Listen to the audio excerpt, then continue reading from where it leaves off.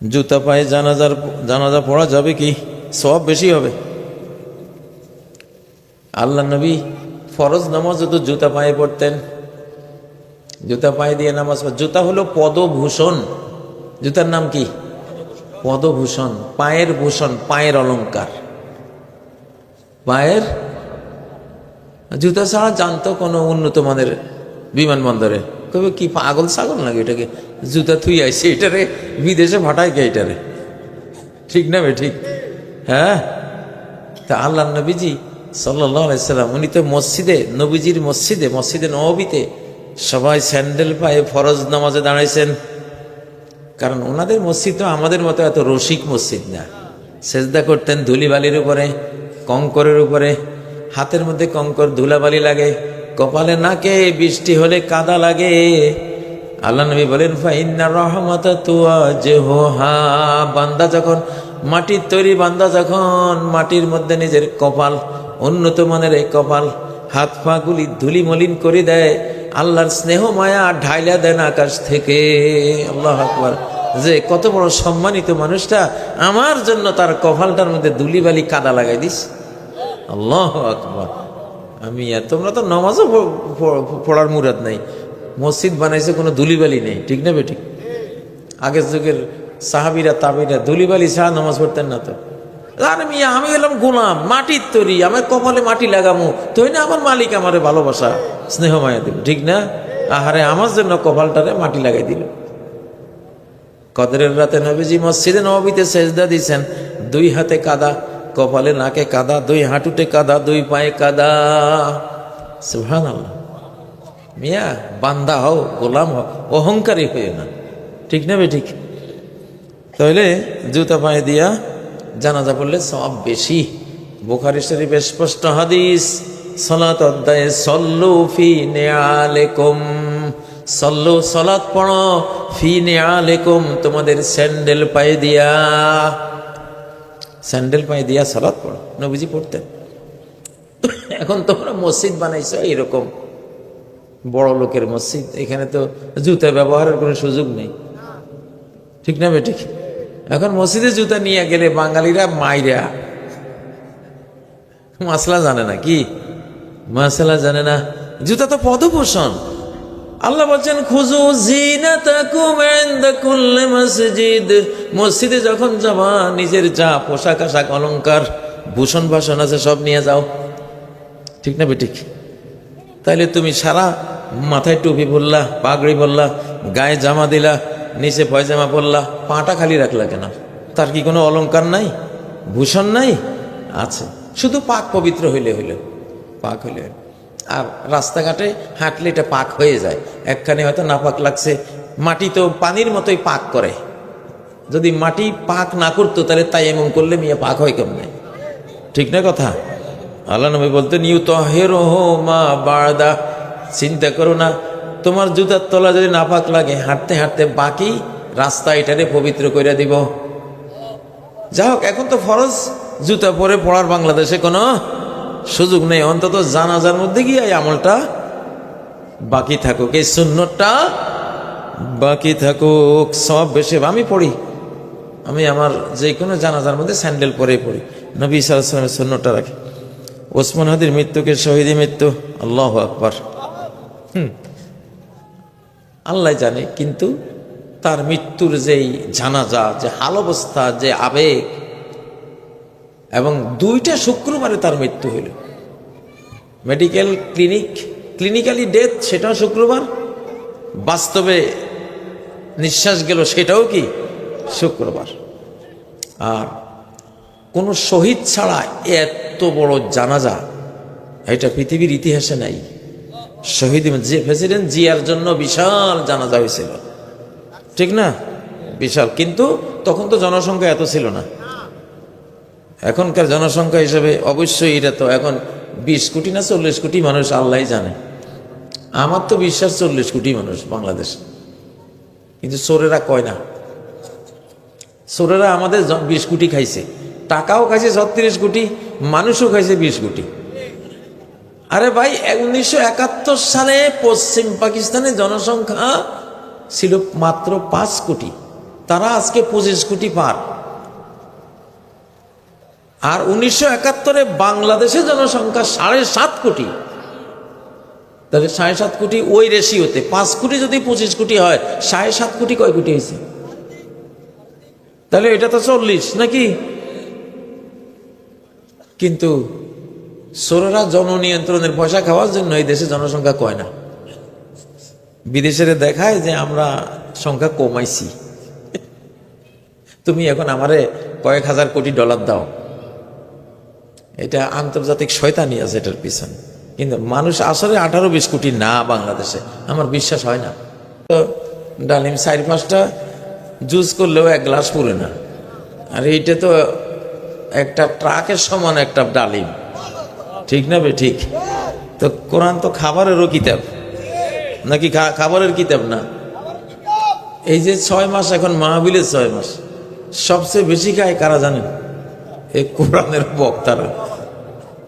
তো এইটা তো খাবারের কিতাব, খাবারের কিতাব যারা মুখস্থ করছে ওরা খাইব না তুমি খাইবা? হ্যাঁ ভাই, মুরগির গোস্ত, গরুর গোস্ত, খাসি, বেড়া, ইটা সেটা, মাছ কোরআনে থুবাইতে আছে সব। আমি কি করব?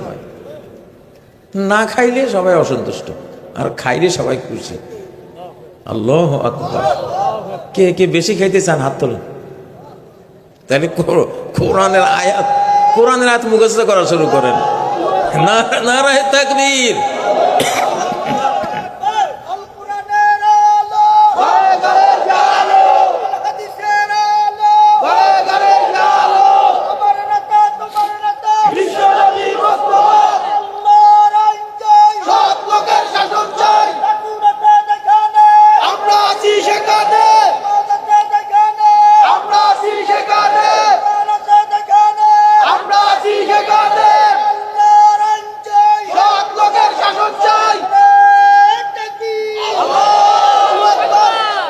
এইবার আপনাদের সূরা লাহাব দেখামু।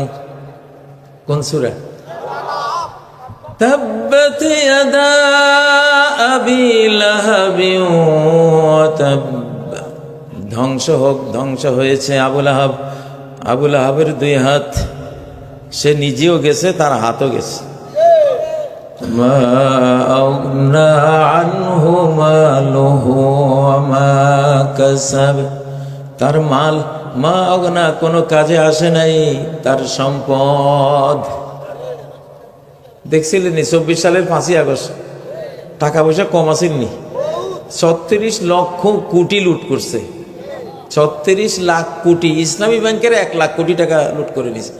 এত বিপুল টাকা, এক এক বিল্ডিং এ 1000 কোটি, কোনো কোনো 5000 কোটি। চোরেরা থুইয়া থুইয়া সব ভাগছে, ঠিক না? কাজে আইসিনি, কাজে আসে নাই। তাইলে আল্লাহ যে কইলেন মা আগনা আনহু মালু, তার মাল কোনো কাজে আসবে না। সে যদি আবু লাহাবের মতো হয়, নবীর দুশ্মন হয়, ইসলামের দুশ্মন হয়, আল্লাহর দুশ্মন হয়, কোরআনের দুশ্মন হয়, তার সম্পদ তাকে বাঁচাতে পারবে না। আয়াতটা দেখছেন নি? 5ই আগস্ট দেখছেন না? ওয়া মা কাসাব, যা সে উপার্জন করেছে কোনোটাই কোনো কাজে আসে নাই। সে পুলিশ উপার্জন করছে, কাজে আসলো না। র্যাব উপার্জন করছে, কাজে আসে নাই। বিজিবিরে উপার্জন করে নিজের বানাইছে, কাজে আসে নাই। সেনাবাহিনী উপার্জন করে নিজের বানাইছে, কাজে আসে নাই। আমলা কামলা, সচিব, মন্ত্রী, এমপি, চৌকিদার, মেম্বার সব তার। হ্যাঁ আইছে নি? মা আগনা আনহু মালুহু ওয়া মা কাসাব। তারপরে যে ধ্বংসের কথা বললেন, সূরা লাহাব এখন কাজ করতেছে বাংলাদেশে। আবু লাহাব মার্কাজ যত বিল্ডিং আছে দেখেন, একটা একটা করি ভাঙ্গা যাইতেছে কিনা দেখছেন? সূরা লাহাব দেখা যায়নি? সূরা নাসর দেখছেন নি? আল্লাহু আকবার। ওগো আল্লাহ, তুমি যে কত সত্যবাদী। তুমি যে বললা সানুরিহিম আয়াতিনা, আমি আমার আয়াত বুঝাইতে বুঝাইতে বুঝের যুগ শেষ, এরপরে দেখানি শুরু করবো। আল্লাহু আকবার। এখন আল্লাহর আয়াত দেখার যুগ। এখন ভিজিবল করে দিস, দর্শনীয় করে দিস। এখন মানুষ চোখ দিয়ে আল্লাহর এক একটা আয়াতের তাণ্ডব কাণ্ডকীর্তি, মুমিনদের প্রতি আয়াতের স্নেহ মায়া রহমত বরকত, আর বেঈমানদের প্রতি আয়াতের শাস্তি পানিশমেন্ট টর্মেন্ট ধ্বংসযজ্ঞ প্রত্যক্ষ করবে। আলহামদুলিল্লাহ। এই সূরার শেষ আয়াতটা কি? ফি জিদহা হাবলুম মিন মাসাদ, তার গলায় দড়ি। ফি জিদহা, তার গলায়, হাবলুন মানে দড়ি, তার গলায় দড়ি, কোনো দুর্বল দড়ি না। মিন মাসাদ, শক্তভাবে পাকানো দড়ি। এইসব দড়ির ফয়সালা হয়ে গেছে নি? হ্যাঁ ও ভাইয়েরা, তাহলে তওবা করো, ইস্তেগফার করো। এখনো যারা মন্দের পথে যাচ্ছ, কোরআনের পথে আসো। কোন পথে আসতে হবে? ও ভাইয়েরা, কোরআনের পথে না আসলে কোনো উপায় নাই, কোনো বাঁচার উপায় নাই। আছে? কেউ বাঁচতে পারবে না। সিরিয়াস যুগ, অলৌকিক যুগ। ও ভাইয়েরা, এই জন্য এখন আপনাদের দায়িত্ব হলো, ইমাম সাহেবদের দায়িত্ব হলো আল্লাহর কোরআনের এক একটা আয়াত মসজিদে মসজিদে তর্জমা করে বুঝাবেন। 5 ওয়াক্তে 5টা আয়াত ইমাম সাহেবকে বলবেন, আপনি মাইকে খালি একটু তর্জমা করে দেন। আলাম তারা, তুমি কি দেখনি, কাইফা ফাআলা, কি রূপ করেছেন, রব্বুকা, তোমার রব, বিআসহাবিল ফিল, হাতিওয়ালাদের সাথে। এই তো শব্দে শব্দে অনুবাদ করলে বোঝা যায় না, মুখস্থ হয় না। আমি সারা বাংলাদেশে 1 কোটি পোলাপানের এইভাবে শব্দে শব্দে পড়াইছি। পোলাপান কম্পিউটারের মতো মুখস্থ করে। ইমাম সাহেবদেরকে বলবেন, মাইক আছে, হুজুর শুধু একটা আয়াত গোট গোট করে শব্দে শব্দে একটু তর্জমা করে দিয়েন, আমরা একটু শিখি কোরআনটা। একটা আয়াত যদি কেউ শিখে, মর্ম যদি বুঝে, আল্লাহ নবী বলেন, যাকে আল্লাহ কোরআনের বুঝ দান করেছেন তার কোনো আযাব আল্লাহ তাআলা কবরে, হাসরে, আখিরাতে তারে দেবেন না।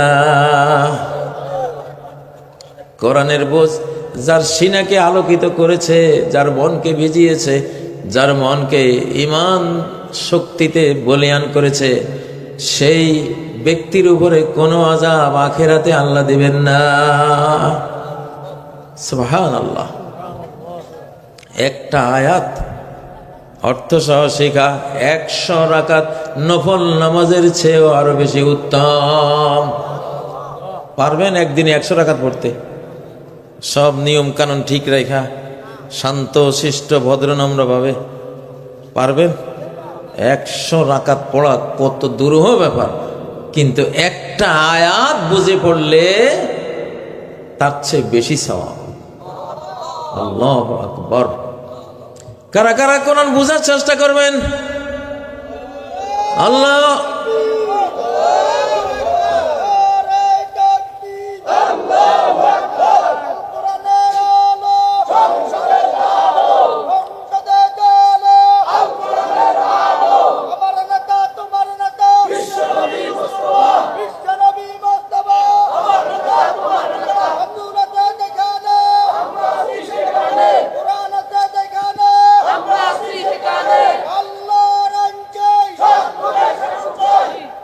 ও ভাইয়েরা, কোরআন শেখার ক্ষেত্রে বয়স কোনো বাধা নয়। উতলুবিল ইলমা মিনাল মাহদি ইলাল লাহদি, দোলনা থেকে কবর পর্যন্ত তুমি ইলম অর্জন করো। ওয়াকাত তাআল্লামা আসহাবুন নবী সাল্লাল্লাহু আলাইহি ওয়াসাল্লাম বা'দা কিবারি সিন্নিহিম, নবীজির সাহাবীরা অধিকাংশ বুড়া ছিলেন, বয়স্ক ছিলেন। নবীজির নিজের বয়সও ছিল 40-এর বেশি, ঠিক না বেঠিক? 40 থেকে শিক্ষা শুরু। আবু বকর, উসমান, আলী, হযরত সালমানের বয়স ছিল 250 বছর। 250 বছর বয়স হয়েছে, কিন্তু তিনি কোরআন শেখা বাদ দেন নাই। কোরআন শেখার কোনো বয়স নাই। এটা এমন এক আশ্চর্য কিতাব, 80 বছর আর 90 বছর, 120 বছরের বুড়েও সেরকম শিখতে পারবে, যেরকম মক্তবের 5 বছরের বাচ্চা শিখতে পারে। এটা কোরআনের মুজিজা। ওয়ালাকাদ ইয়াসসারনাল কুরআনা লিযযিকরি ফাহাল মিন মুদ্দাকির। আমি কোরআনকে শেখার জন্য বহু বহু সহজ করে দিয়েছি। আছো কি কোরআন শিখবে কেউ? আছেন কি আপনাদের মধ্যে? আল্লাহরে দেখান যে আল্লাহ আমরা কোরআন শিখব, হাত নামান। আমি আমার মাহফিলে আমার নিজের একটা কথা বলি, আমি তো 36 দিনের হাফেজ, 36 দিনে আল্লাহর এই কোরআন পুরা কোরআন বুকে নিয়েছি, আর প্রতি 7 দিনে একবার খতম করি। এই যে এখন গাড়িতে করে আইছি, গাড়িতে বসে বসে আমার আজকের যে 4-5 পারা 6 পারা আজকে শেষ করছি প্রতিদিন। কত সহজ লাগে, কত সহজ লাগে। আপনি যদি চেষ্টা করেন, আল্লাহ তাআলা বলেন যে আমি না তোরে সহজ করে দেব, তুই ডরাস না, আমি তোর লগে আছি না। সানুকরিউকা ফালা তানসা, আমি তোরে পড়াবো, তুই ভুলে যাবি না, তোর বয়স নাই, চিন্তা করিস না। কোরআন পড়লে মানুষ স্মার্ট হয়, বুদ্ধিমান হয়। বোকা মানুষ বুদ্ধিমান হয় কোরআনের দ্বারা। বোকা মানুষ, বোকা ফোলাফাইন বুদ্ধিমান হয়ে যায় কোরআনের। গবেট ফোলাফাইন যারা ফেল করে, কোরআনের তর্জমা সব পড়াই দিলে দেখবেন সবগুলি রোল নম্বর 1, 2, 3 করে ফেলেছে। রংপুরের খোঁড়া গাছের এক মাস্টার কোরবান আলী একদিন আমারে বলতেছে যে হুজুর, আমার ক্লাসের একবারে পিছনের বেঞ্চে বসা কয়েকটা ফোলাফাইন যেগুলো ইংরেজি বোঝে না, অঙ্ক বুঝে না, সায়েন্স বুঝে না, এরকম ফোলাফাইন খালি ফেল করে। হঠাৎ আমি কিছুদিন পরে দেখলাম এই ফোলাগুলি সব রোল নম্বর 1, 2, 3, ইংরেজিও বোঝে, অঙ্কও বোঝে, সায়েন্সও বোঝে। কিরে জিজ্ঞাসা করলাম, ডাইকা তোরা না গবেট মার্কা ছিলি, তোরা হঠাৎ কি হইল, কার কাছে পড়স তোরা? কই না তো, আমরা তো কারো কাছে পড়ি না। মিথ্যা কথা বলিস, তো এত পারস কেন? তোরা না ফেল করতি, মায়ের খাইতি ডেলি, অঙ্কের ক্লাসও মায়ের, বিজ্ঞানের ক্লাসও মায়ের, তারপরে ইংরেজির ক্লাসও মায়ের। কি জানি, আমরা তো জানি না, আমরা কেমনে পারি? ওই মাস্টার সাহেব বলে, 2-3 মাস পরে আমি এক মক্তবের সামনে দিই হাঁটতে হাঁটতে গেলাম, যাইতেছি এক রাস্তার দিকে, দেখি ওই ফোলাগুলি বসে বসে কোরআন পড়তে আছে। আলাম তারা, তুমি কি দেখোনি কাইফা ফাআলা, কি রূপ করেছেন রব্বুকা, তোমার রব আসহাবিল ফিল, হাতিওয়ালাদের সাথে। এইভাবে শব্দে শব্দে অনুবাদ। আমি দাঁড়াই গেলাম, হ্যাঁ, এরা তো মাস্টারের কাছে পড়ে না ঠিকই, এরা এগুলি কোরআনের কাছে পড়ছে। কোরআন হলো এদের ওস্তাদ। আল্লাহু আকবার। সেই মাস্টার কোরবান আলী এখনো বেঁচে আছেন, মানে নিজে আমারে বলছে। তো এটা তো সারা পৃথিবীর মধ্যে এটা পরীক্ষিত জিনিস। আপনি যদি কোরআন পড়েন, কোরআন বুঝেন, কোরআন যদি বোঝার চেষ্টা করেন, জীবনে আপনার ব্রেন স্ট্রোক হবে না ইনশাআল্লাহ। ব্রেন স্ট্রোক হবে না, ব্রেন স্ট্রোক হবে না, কারণ কোরআন চার্জ দিবে আপনার ব্রেনকে।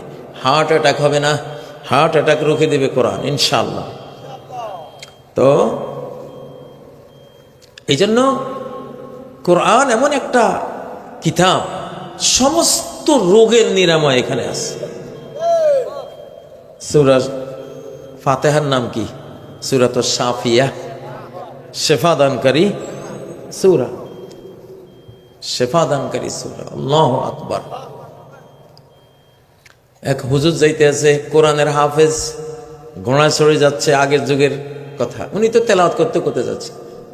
তো গ্রামের এক লোক পানি পড়া জন্য গ্লাস আগায় দিছে, হুজুর এমনি ফু একটা দিছে। সে বুঝছে হুজুরে তো কিছু পড়ে নাই, হুজুর এমনি না ফু দিল। আসলে হুজুরের তেলাওয়াতের মধ্যে রয়েছে 24 ঘন্টা বা যতক্ষণ ঘোড়ায়, এটা তো সে বুঝে নেই। সে ওই পানিটা পুকুরে ফেলে দিছে, গোটা পুকুরের পানি উতরানো শুরু করছে। আগের যুগের এখনো আছে আল্লাহর বান্দারা, এরকম আছে না নাই? ও ভাইয়েরা, আল্লাহ নবীর সামনে কোনো রোগী, কোনো আহত, কোনো ভাঙ্গাচুরা, যুদ্ধে ভাঙ্গাচুরা গেছে, ওনার কাছে নিয়ে আসলে কোরআন পড়ে খালি মুছে দিছেন। কাল্লামিয়া কোন সেই, মনে হয় যেন এখানে কোনো আহতই হয় নাই, মনে হয় যেন এখানে কোনো রোগে ছিল না, এরকম অবস্থা হইত। আল্লাহু আকবার। ও ভাইয়েরা, অনেক বড় সৌভাগ্য বাংলাদেশের। 25 লক্ষ হাফেজে কোরআন আল্লাহ তাআলা দান করেছেন এই দেশে। আরো 1.5 কোটি হাফেজ তৈরি হচ্ছে এই দেশে ইনশাআল্লাহ। সবগুলি ইউনিভার্সিটি, কলেজ, স্কুল এখন মাদ্রাসা হয়ে যাবে ইনশাআল্লাহ। আল্লাহ তাআলা এমন একটা স্নেহের নজর বাংলাদেশে দিছেন। 3 জিনিস বলে যাই, 3টা জিনিস যে করবে সে বিজয়ী, আগামী বাংলাদেশে সে বিজয়ী। 1, ইসলাম প্রেমিক। অবশ্যই তোমাকে ইসলাম প্রেমিক হইতে হবে। দুনিয়া আখিরাতের সমস্ত সৌভাগ্যের দুয়ার খুলে যাবে যদি তুমি আল্লাহর নেককার মুমিন বান্দা হও। ঠিক না বেঠিক? তাহলে সফলতার জন্য ইসলাম প্রেমিক হতে হবে। 2, বাংলাদেশ প্রেমিক হওয়া লাগবে। বিদেশ প্রেমিক হইলে হইতো না, বাংলাদেশের দালাল হইবা, বিদেশের দালাল হইও না। কারণ আমরা কোনো দালাল লাগবো না। এই বাংলাদেশে কোরআন সাথে নিয়ে কোনো দালালের কিছু করতে দেব না, কোনো দলের কোনো বিদেশের দালাল হইতে দেব না। দেওয়া হবে না, দেওয়া হবে না। বাংলাদেশের দালাল বানাই ছাড়বো আমরা। ঠিক নেবে ঠিক? কোরআনের এই ক্ষমতা আছে না নাই? দেখবা যে আয় হ্যাঁ, বাংলাদেশের দালাল না হইলে তো ভাত নাই, বুঝলেন না? ভোটও নাই, ভাতও নাই, ভোটও নাই।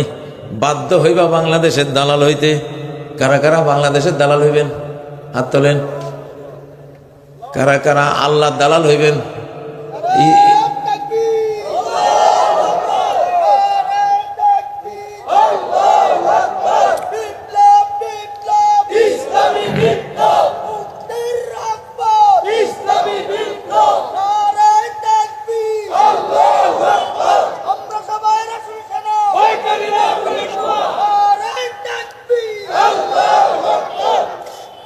আলহামদুলিল্লাহ।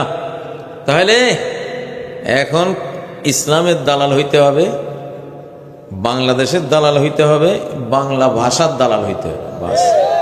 আর বাকি কথা বাদ। আর কারো দালালদের কোনো খাওয়া নাই বাংলাদেশে, আমরা হইতে দেব না ইনশাআল্লাহ। আমরা কোরআন হাতে নিয়ে রব্বুল আলামিনকে সাথে নিয়ে বলতেছি, দালালি আর করতে দেব না ইনশাআল্লাহ। ঠিক না বেঠিক? কইয়া ফেলাইছি ইনশাআল্লাহ, আল্লাহর উপর ভরসা কইরা। তাইলে ওগুলি বাদ দাও, বাংলাদেশের দালালি করো।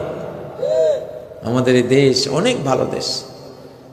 এই দেশের জন্ম হয়েছে 1947 সালের 14ই আগস্ট।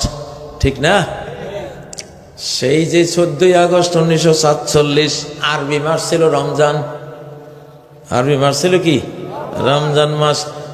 রমজানের তারিখ ছিল 27 তারিখ। 27-এর দিন না, 27-এর রাত্রে, একবারে কদরের রাত।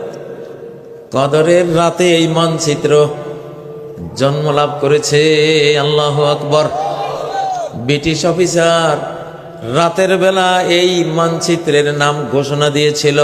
তখন নাম ছিল পূর্ব পাকিস্তান, আর একটা ছিল পশ্চিম পাকিস্তান। একটা মাত্র রাষ্ট্র কদরের রাতে আল্লাহ তাআলা সৃষ্টি করেছেন। সুবহানাল্লাহ। এই জন্যই তো কদরের রাতে কি নাজিল হয়েছিল? তাহলে কদরের রাতে জন্ম নেয়ার রাষ্ট্রে সংবিধান হবে কোনটা? অবশ্যই কদরের রাতে নাজিল হওয়া কোরআন। তাহলে না মিলবো, তোমার রাষ্ট্রের জন্ম হয়েছে কদরের রাতে, এই রাষ্ট্রের সংবিধান হবে কদরের রাতে নাজিল হওয়া সংবিধান। ঠিক না বেঠিক? মানচিত্র জন্ম নিছে কদরের রাতে, এই মানচিত্রের সংবিধানও হবে কদরের রাতে যেটা আইছে সেইটা। নাকি তোর 72 সংবিধানের খেতা কিলাই আমরা নাকি? হ্যাঁ, গোষ্ঠী কিলা, এগুলি বাদ সব। এগুলো দিয়ে আমাকে গোলাম বানাইছ, দাস দাসী বানাইছ। ঠিক না? এগুলি এখন এক্সপায়ার, এখন ডেট ফেল, এগুলি দিয়ে আর চলবে না। আল্লাহ তাআলা তাহলে কোরআন এখন দেখা যায় তো, দেখা যায় তো, সামনে আরো দেখাবো ইনশাআল্লাহ। একটা একটা আয়াত উল্লেখ করে করে দেখাবো। এই দেখ, এই আয়াত আমেরিকায় দেখা গেছে, এই আয়াত জাপানে দেখা গেছে, এই আয়াত বাংলাদেশে দেখা যাচ্ছে, এই আয়াত অস্ট্রেলিয়া দেখা গেছে। ঠিক না? কারণ সানুরিহিম, আল্লাহকে আমি দেখাবো। এখন তো শেষ পর্ব, তো এখন তো দেখার পর্ব। শুনবো আর কত, শুনতে শুনতে তো যুগ শেষ, এখন দেখার যুগ। এখন কি দেখার যুগ। আল্লাহ তাআলা কবুল করেন, আল্লাহ কবুল করেন।